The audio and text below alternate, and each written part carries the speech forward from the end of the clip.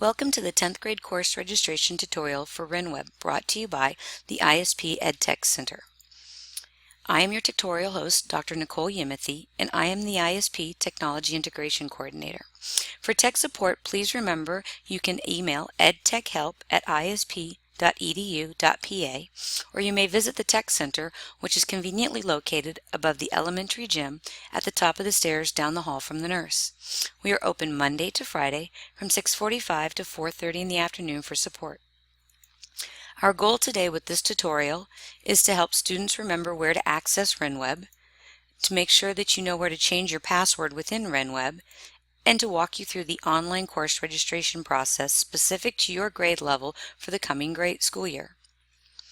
To get started, we will need a laptop with internet connection, you will need your ISP issued email, and you'll need to remember that the district code is ISP-PAN, and you'll need your password.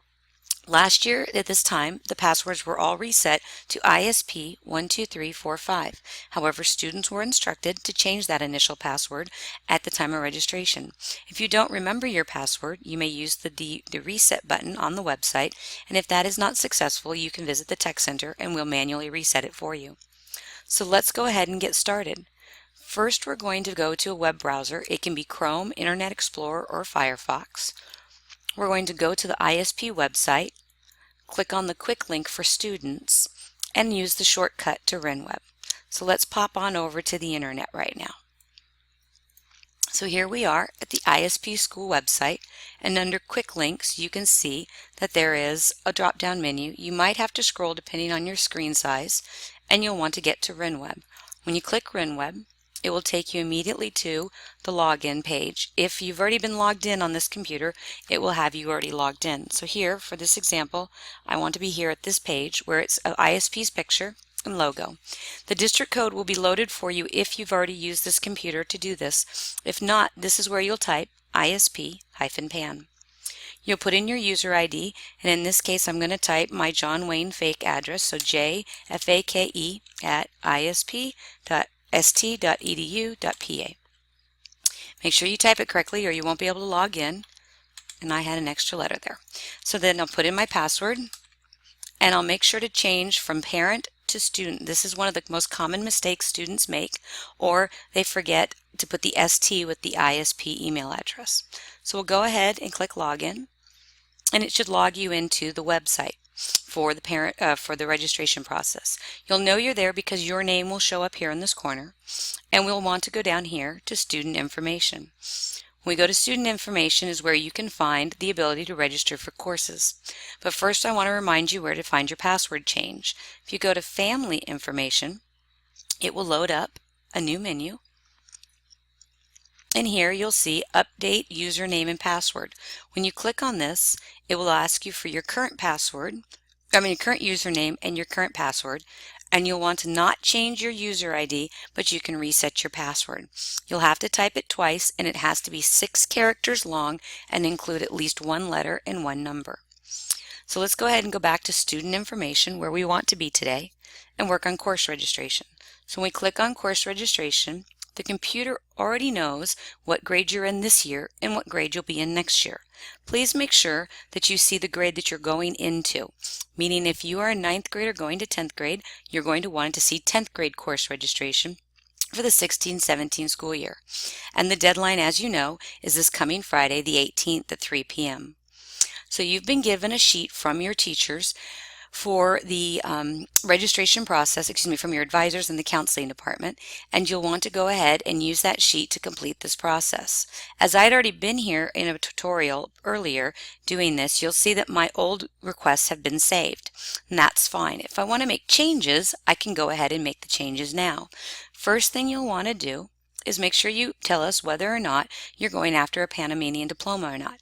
If you're pursuing one, you'll just click the menu and pick Panama Diploma. If you're not, then you can skip this step.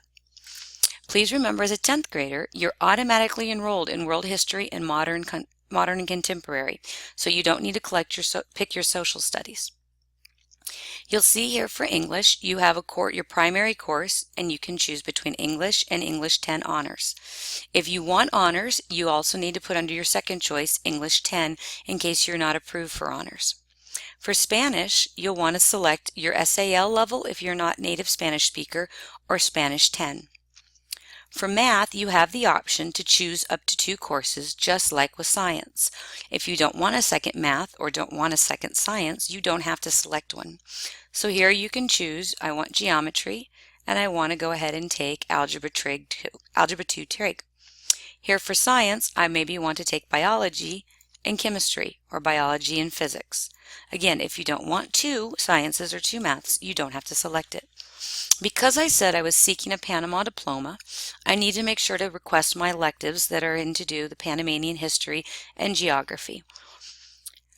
And then you'll go ahead and want to pick your electives. Now here's the thing. Your electives, you get to choose up to 4 requests plus study hall. However, these are not ranked in order, although you see numbers 1 through 4. This just is to ensure to us that you've put in 4 requests. There is no way to request which semester or which order you'll get them in. Please remember that if you pick the same answer for each of these 4, though the system will let you, it will not increase your chance of getting that elective. Getting the elective will be based on when your other core classes are being offered and your availability to take that elective.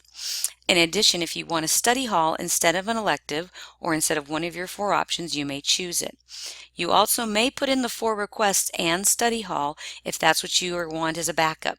So I'd like to take Communication Design, a new course being offered next year, and I'd like to take Girls Fitness, and maybe I'm also interested in the Art Exploratory, and I'd like to take something in technology, so I'm going to find the Interactive Design course. And I'm going to say study hall's good, or math lab if I would like. What's very, very important is at the bottom here that you scroll down to get the save button. And unfortunately it's been cut off of my screen here, so I'm going to bring my monitor down and you'll see a save button right here. So you'll want to click save. The page will refresh and you'll see that your course requests have been updated. Now today you're taking a practice, maybe you're complete and you have all your information, but please remember that you can come back and make changes all the way up until that March 18th deadline at 3 p.m. So today if you're practicing, just remember to go back and put in the real information. If later after you've put in this information you've decided, oh, I want to change and I don't want to take physics, I'd like to take chemistry, then you can go ahead and do that. Scroll back down, and this again is the most important thing, is you click save, and when the page refreshes it'll tell you it's been saved and you'll see your changes there for chemistry.